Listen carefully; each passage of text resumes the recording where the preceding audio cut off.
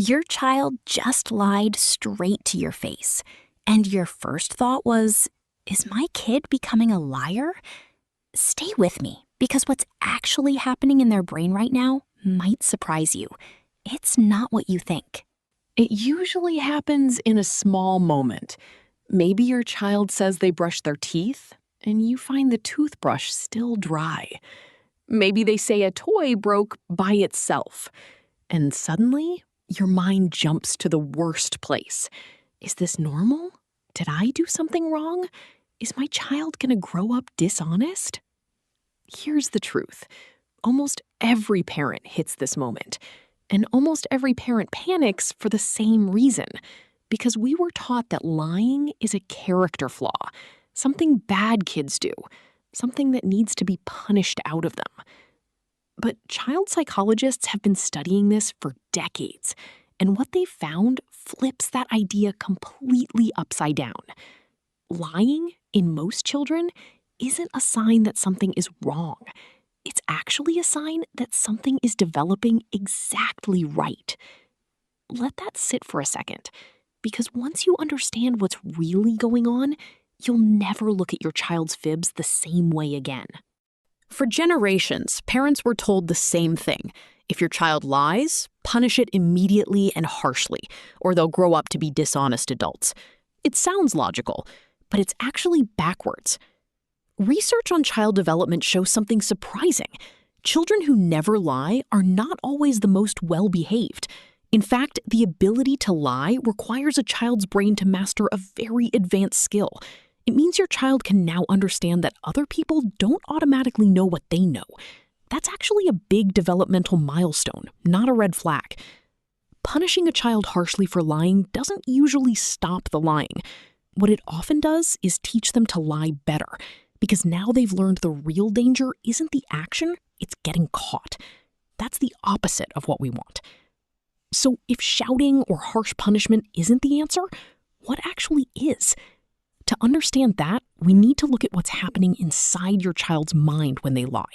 And it starts with something psychologists call theory of mind. It's called theory of mind. In simple terms, it's the moment a child realizes that other people have their own thoughts that are different from what's actually true, and different from what the child themselves is thinking. Before this skill develops, usually around age 2 to 3, children genuinely believe that if they know something, everyone else automatically knows it too. There's no point lying, because in their mind, lying doesn't even work yet. But somewhere between ages 3 and 4, something shifts. Your child realizes, wait, Mom doesn't actually know I ate the cookie unless she saw me. That single realization is the birth of lying, and it's actually a sign of growing intelligence, social awareness, and imagination. Psychologists have run studies where children as young as 3 were left alone with a toy and told not to peek. Most peeked, and most of them then lied about it when asked. But here's the fascinating part. The children who lied most convincingly were often the ones with stronger language skills and better social understanding. In other words, lying is often a sign your child's brain is doing exactly what it's supposed to do at that age. So how do you know what's normal? Let's break it down by age, simply. Ages 2 to 3. Lying is rare and usually accidental. Kids this age mix up imagination and reality. If your toddler says the dog ate their vegetables, and there's no dog in the house, that's not deception, that's imagination. Ages 3 to 6. This is when real lying begins. It's usually simple, obvious, and about avoiding trouble or getting something they want.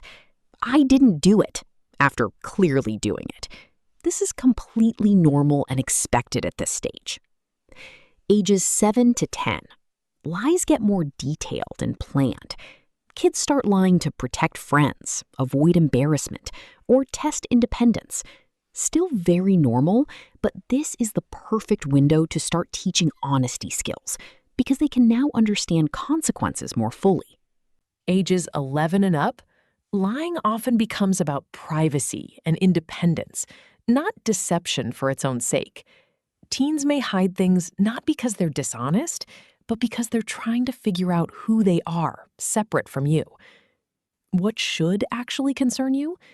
Frequent lying paired with a lack of guilt, lying that hurts others repeatedly, or lying that's tied to hiding something dangerous. That pattern is rare, and if you see it, it's worth talking to a child psychologist. But for the vast majority of parents watching this, what you're dealing with is simply a normal stage. Almost every lie a child tells falls into one of three categories. Number one, avoiding punishment. This is the most common one. Your child lies because they're afraid of your reaction, not because they're dishonest by nature. Number two, wanting something. I already asked and Dad said yes. This is about getting a need or want met quickly, especially in younger children who haven't developed patience yet. Number three, protecting self-image. Older children especially lie to avoid embarrassment or to seem more capable, more liked, or more grown up than they feel. Notice something? All three of these reasons have nothing to do with your child being bad. They're about fear, desire, or self-protection. The same three things that drive adult behavior, too. Understanding this changes everything about how you respond, because now you're not reacting to dishonesty. You're responding to a specific, fixable reason. Here's where most well-meaning parents go wrong. When we catch a lie, our instinct is to react big, raise our voice, express shock, say things like, "You're a liar," or "I can never trust you again." It feels justified in the moment. But here's what it actually teaches your child. It teaches them that the truth is dangerous. If telling the truth leads to shouting and shame, and lying sometimes gets them out of trouble, their brain will quietly start choosing the path with less pain, even if that path is lying. Labeling a child a liar is especially risky. Children often live up to the labels we give them. Call a child a liar repeatedly, and it can actually become part of how they see themselves. The goal isn't to make lying feel impossible. The goal is to make truth-telling feel safe. And that's a completely different approach. One we'll walk through right now. So what actually works? Here's a simple 3-step approach you can start using today. Step 1, stay calm on the outside, even if you're not calm on the inside. Your tone in the first 10 seconds sets whether your child feels safe or attacked. Step 2, separate the behavior from the lie. Instead of, "Why did you lie to me?" try, "I saw what happened. Let's talk about it together." This removes the trap that makes them double down. Step 3, reward honesty, especially when it's hard. If your child admits something difficult, thank them for telling the truth before addressing the behavior itself. Something like, "Thank you for being honest with me. That took courage. Now let's talk about what happened." This single shift, praising the honesty first, is one of the most effective tools in child psychology for reducing lying over time. Because now, telling the truth feels safer than hiding it. Here's what I want you to take away from this video. Your child lying doesn't mean you're failing as a parent, and it doesn't mean your child is broken. In almost every case, it means their brain is developing exactly the way it's supposed to. The way you respond in these small moments is what shapes whether your child grows up believing honesty is safe or believing it's something to avoid. If this helped you see your child a little differently today, that's exactly why this channel exists.